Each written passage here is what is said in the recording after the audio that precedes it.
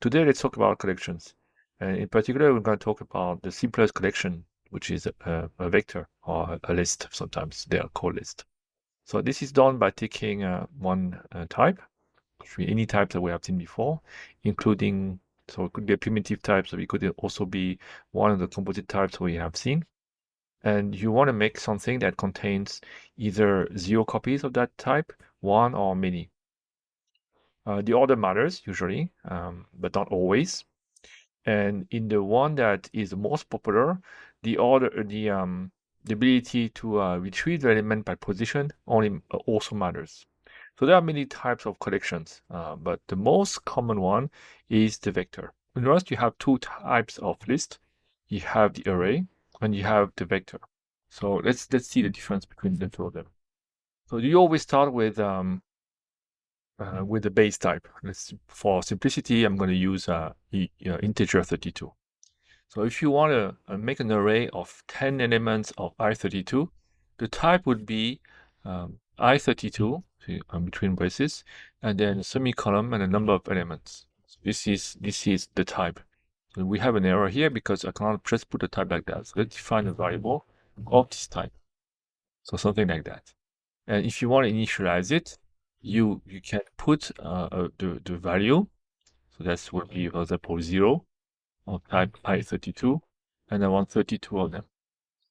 In which case, I don't need the type anymore here because you can infer it by the compiler. And you can see that the compiler has produced the exact type that I had before. So in Rust, these kinds of arrays are fixed type. So the value here must be a constant. The initializer doesn't have to be a constant here. This value doesn't have to be a constant. Another way to initialize it is also to give some elements, in which case they have to be separated by a comma. You can leave a comma in the last element. It's okay too. You can remove it. So if I do 1, 2, 3, 4, it means I have 4 elements. So the type is inferred to be i32 semicolon 4. Then if I want to access an element, the element will be accessed by position. And that should be, for example, 2. That would be the third element. Remember that, like everything in Rust, the first index is 0. So the first element is A0, not A1. We'll count 1, 0, 1, 2, and I expect to see 3. Run this program. Now I should see 3. Okay, so that's the first type of collection. And you can see also that in the case of collection, all the elements must have the same type.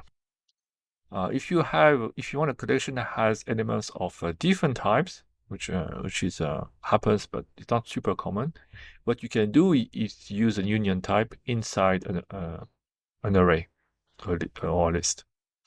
So because we can use anything we want here as element, but it has to be the same one, nothing prevents me from nesting these together, nesting arrays. So I can have an array of an array. I can have an array of structs. I can have an array of union. These things can compose pretty well.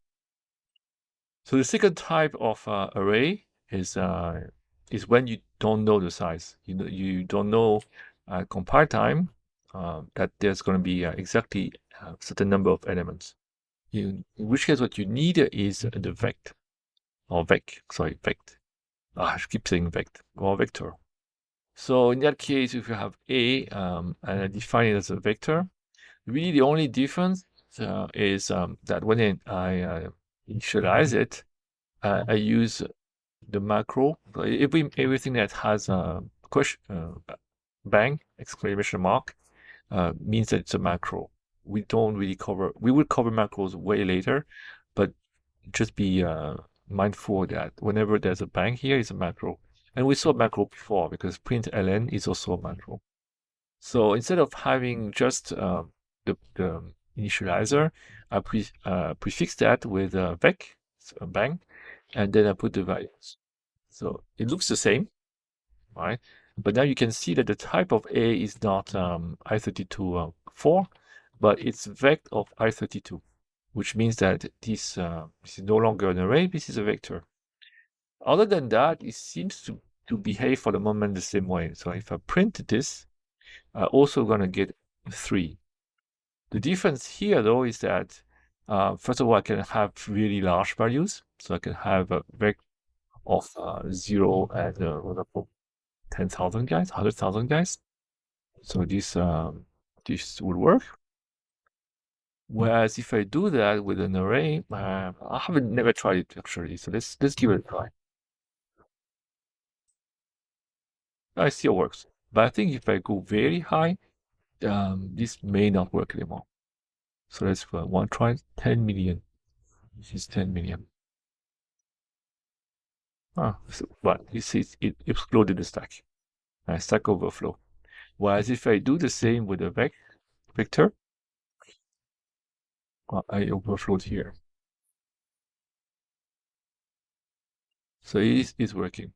So if you have something that you either don't know the size statically, or you know that the size could be very large, we must use a vector instead of an array.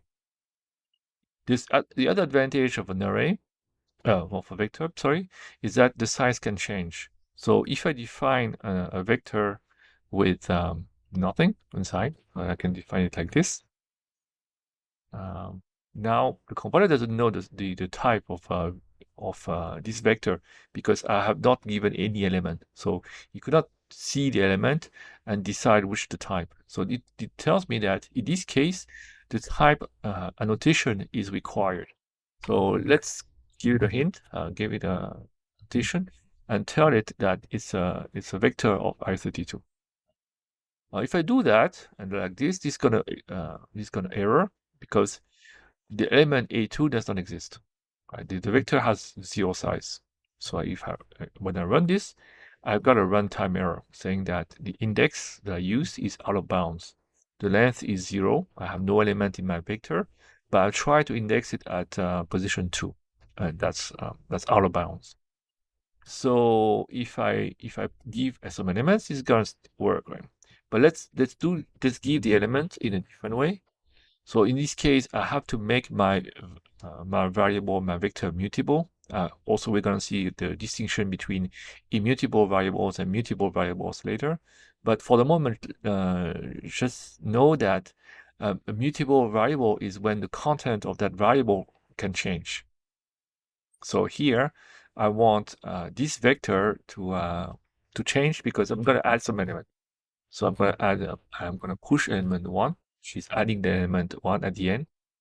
And I'm going to push element 2 and then element 3. So we have 3 elements. So this is a bit silly because clearly this is longer to write than having a static 1, 2, 3. But let's try this for a moment. And you can see that now it's working. I have the same result as before. But the advantage, obviously, of doing something like that is I can do this dynamically. I can do now a loop. Say I want to do from 1 to 100. So here, this loop goes from this starting element 1, and it finishes at 100. If I don't put the equal sign, it will not finish at 100, but at 99. By default, when I have a range A to B, it's A inclusive and B exclusive. If I put the equal sign, it means I want inclusive on the other end as well. So let's do this as this, and now I'm pushing I inside. Therefore, what I expect to have in my vector at the end are the elements from 1 to 100. So this is even obviously much shorter than if I had to enumerate all the numbers from 1 to 100 in the initializer. And then I have the same result here in 3. Okay. Of course, now if I can do 99 and also get the result I expect 100. Again, remember that the offset are starting from 0. For my first element is A0 and it's 1. So this is pretty much the idea of a vector versus an array. And again, these are the collections that are the most used in Rust or in any programming language. These are the most commonly used. The next ones that we are going to cover are the hash maps and the sets. So hash maps and sets are very similar. So we are going to cover them together.